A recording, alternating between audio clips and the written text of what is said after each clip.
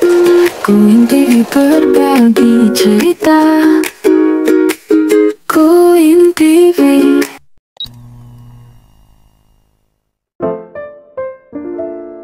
Di dapur istana, tim Ji-young sedang membicarakan soal sup yang akan mereka buat di kompetisi. Ji-young berencana membuat ogolge samgyetang atau sup ayam utuh yang dimasak lama bersama ginseng dan rempah lainnya untuk membuat ayamnya empuk hingga ke tulang-tulang. Namun pada waktu memasak di kompetisi yang hanya 2 jam, tidak memungkinkan bagi mereka untuk memasak samgyetang. Maka dari itu, Ji-young membutuhkan panci presto agar bisa membuat ayam empuk hanya dalam waktu 1 jam saja. 차원이 다른 깊은 맛을 낼 수가 있어. 시간 푹건 효과를 내서 연하게 익히려면 Akhirnya mereka mulai menyiapkan bahan-bahan yang dibutuhkan untuk kompetisi, mulai dari ayam, saus, dan kuah untuk samgyetang. Lalu, Ji-young memperlihatkan saus gochujang dan cabai gochugaru buatannya. Ia memberitahu para koki lainnya bahwa kedua bahan itu akan digunakan untuk membuat saus galbijjim untuk iga rebus. Tanpa mereka sadari, Pangeran Jaesan diam-diam memata-matai gerak-gerik mereka. Pada malam harinya, saat mereka membicarakan panci presto lagi, Raja diam-diam ngintip juga nih guys. Entah karena dia penasaran atau karena dia merindukan kokinya nih.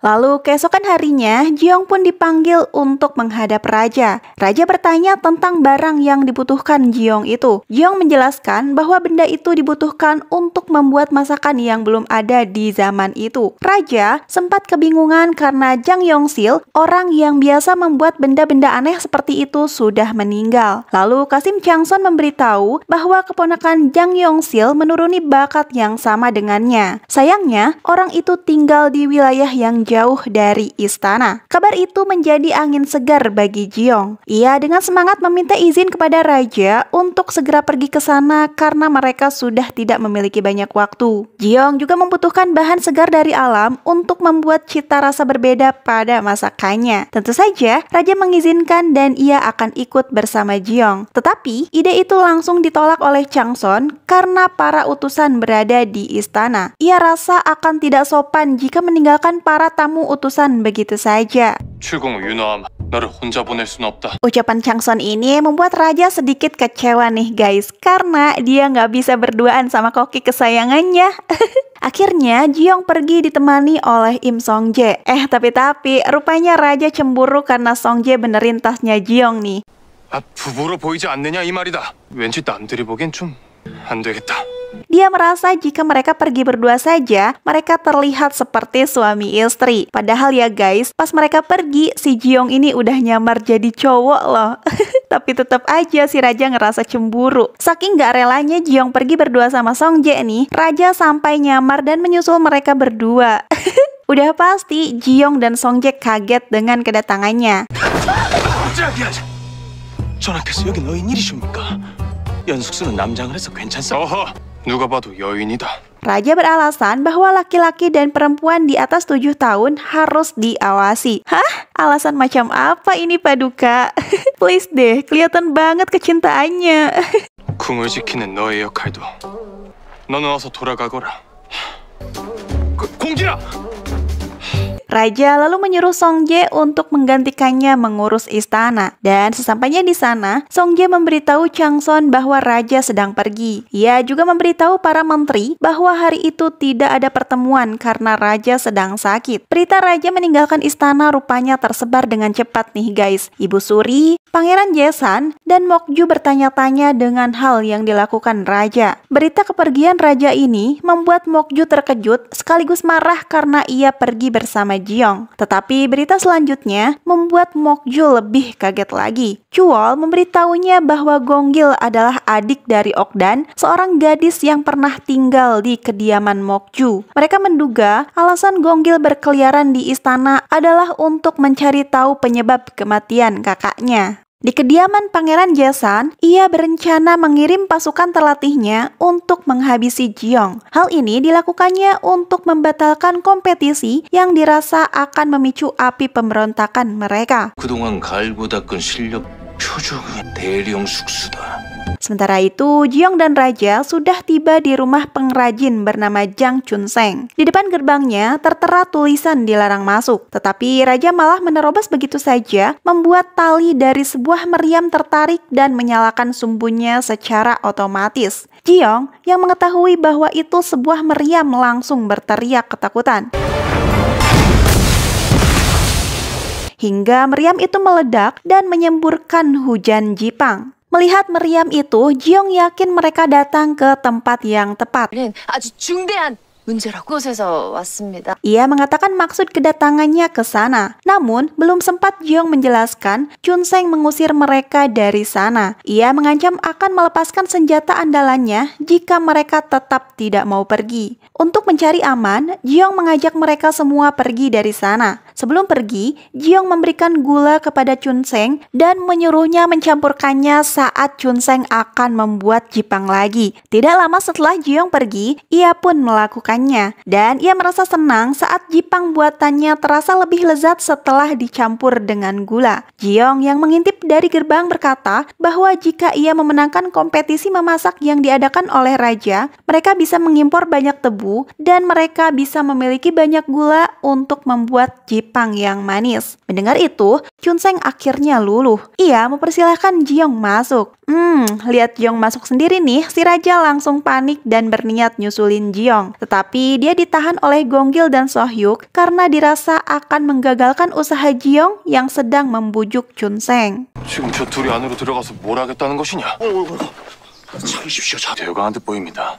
잠시 기다리는 것이 원하는 걸 얻고 봐야지 않겠습니까? Jiyoung lalu memberikan gambar buatannya dan menjelaskan fungsi dari benda tersebut. Chun-seng mulai mengamati desain itu, tetapi beberapa saat kemudian ia menolak Jiyoung lagi karena ia tidak ingin bernasib sama seperti pamannya yang dibuang begitu saja setelah tidak berguna lagi. Lagi-lagi, Jiyoung harus menelan pil pahit akibat penolakan Chun-seng. Raja berniat memaksa dengan mengancam akan membunuhnya, tetapi Jiyoung melarang karena itu bukan jalan keluar yang tepat. Mereka harus membujuknya dengan baik-baik dan menyenangkan hatinya agar Chun-seng mau membantu. 악밖에 안 남은 사람입니다. 느르르르지 필시소강일 겁니다.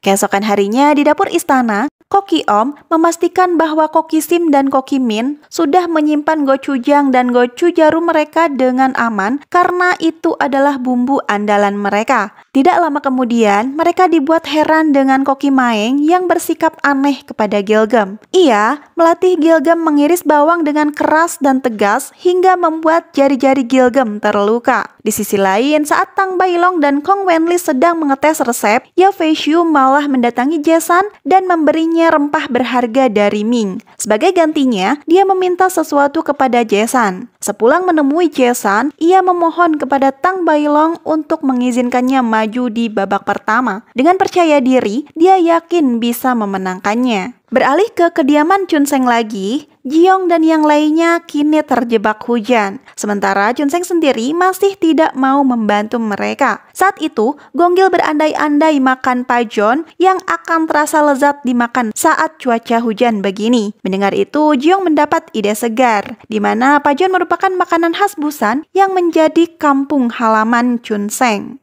식재료부터 사러 나가요. 빨리요, 빨리. Setelah membeli bahan-bahan yang dibutuhkan, Jiyoung mulai memasak pajon dengan dibantu Gong-gil dan So-hyuk yang bertugas menjaga api tetap stabil. Karena apinya stabil, Jiyoung memuji Gong-gil dan So-hyuk. Karena pujian ini nih, si Raja nggak mau kalah dan ikut ngipasin juga. Aura cemburunya semakin kentara ya guys. Sampai-sampai digodain sama Gong-gil nih.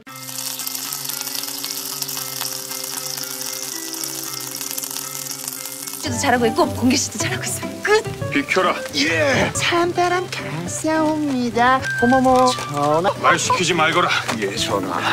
Tapi nggak lama kemudian dia pegel guys dan menyerahkan tugas itu kepada kedua pengawalnya lagi. Karena Jiyoung memasak tidak jauh dari tempat Chun-seng, aroma pajon sampai menggelitik hidungnya nih. Ia lalu keluar dari persembunyiannya karena tergoda oleh aroma itu. Jiyoung lalu mengajak Chun-seng makan bersama. Awalnya Chunsheng gengsi-gengsi nih. Lalu si Gonggil memaksanya makan bersama. Melihat yang lain makan lahap semakin membuat Chunsheng ngiler nih. Akhirnya dia pun membuang gengsinya dan melahap pajon itu. Satu suapan saja sudah berhasil menyihir lidahnya. Chunsheng merasa puas karena pajon itu rasanya sangat mirip dengan yang dimakannya saat kecil. Melihat suasana hati Chunsheng yang membaik, Jiong membahas soal ucapan Chunsheng yang mengatakan pamannya dibuang begitu saja setelah dimanfaatkan. Jiong merasa itu keliru karena peninggalan pamannya masih diingat oleh banyak orang hingga saat ini, seperti mesin penghitung waktu dan alat pembaca rasio bintang. Jiong ingin menjadi seperti pamannya Chunsheng yang membuat orang-orang dapat mengingatnya lewat masakan. Lewat kompetisi itu, ia bisa menunjukkan cita rasa Joseon ke negara lain. Selain itu, ia juga ingin memenangkan kompetisi ini agar mereka bisa mengimpor tebu dan menghasilkan banyak gula untuk menciptakan jipang yang manis bagi orang-orang. Mendengar itu, Chunsheng pun luluh. Ia akhirnya bersedia membantu Jiong.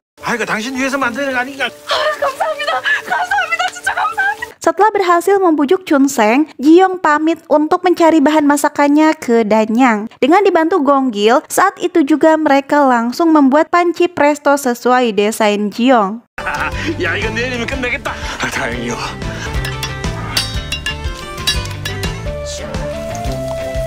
Sementara itu di Danyang, Jiong sangat senang karena raja menemukan ginseng liar. Tetapi alih-alih memberikannya kepada Jiong, ia malah menyimpan ginseng itu sendiri. Sementara itu di kediaman Yukun, Song In-jae kembali menemuinya. Ia memastikan Ming akan memenangkan kompetisi itu karena mereka sudah mengerahkan pasukan untuk menghabisi Jiong. Rupanya percakapan mereka difahami oleh Tang Bailong. Ia segera menyamar dan mendatangi Koki Om yang saat itu sedang bersama Maeng. Ia menyuruh mereka mengirimkan surat kepada raja dan memberitahunya bahwa raja dan Jiong dalam bahaya. Tanpa menunggu lama, mereka memberikan surat itu kepada Changson. Setelah membaca surat itu, Im Song-jae langsung membawa pasukan dan menyusul raja ke sana.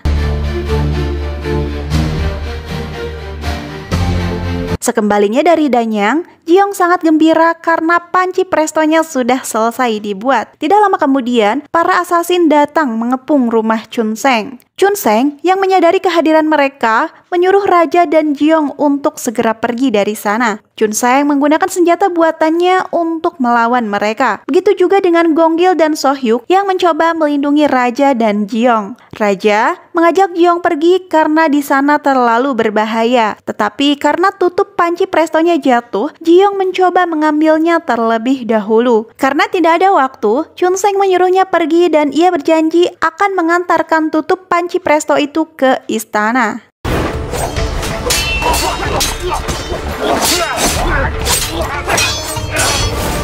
Dalam pelariannya, para asasin itu dengan gesit mengejar Jiong. Sohyuk menyuruh raja pergi dan ia akan menghadang para asasin itu. Setelah pergi cukup jauh, kini Gonggil yang akan menghadang mereka dan menyuruh raja untuk segera pergi. Tetapi beberapa dari mereka berhasil lolos dan mengincar Jiong. Demi melindunginya, raja melawan mereka hingga terkena sayatan pedang. Melihat pertarungan sengit itu membuat Jiong syok dan pingsan. Tidak lama kemudian, Song-jae dan pasukannya datang menyelamatkan raja dan membunuh para asasin itu. Melihat Jiong tidak sadarkan diri, raja sangat panik nih guys. Tapi Song-jae menenangkannya dengan mengatakan bahwa Jiong hanya pingsan akibat syok. Beberapa saat kemudian, Gonggil dan Sohyuk tiba di sana. Beruntung mereka selamat meski tubuhnya terkena banyak luka sayatan pedang. Sohyuk mengatakan bahwa mereka bukan pasukan biasa. Dari pertempuran itu, Sohyuk bisa merasakan bahwa mereka adalah orang-orang yang mendapat pelatihan khusus. Sohyuk juga mencurigai mereka adalah orang-orang kiriman para pemberontak. 다들 괜찮으세요? 다들 무사하다. 진짜 무서워 죽는 줄 알았네.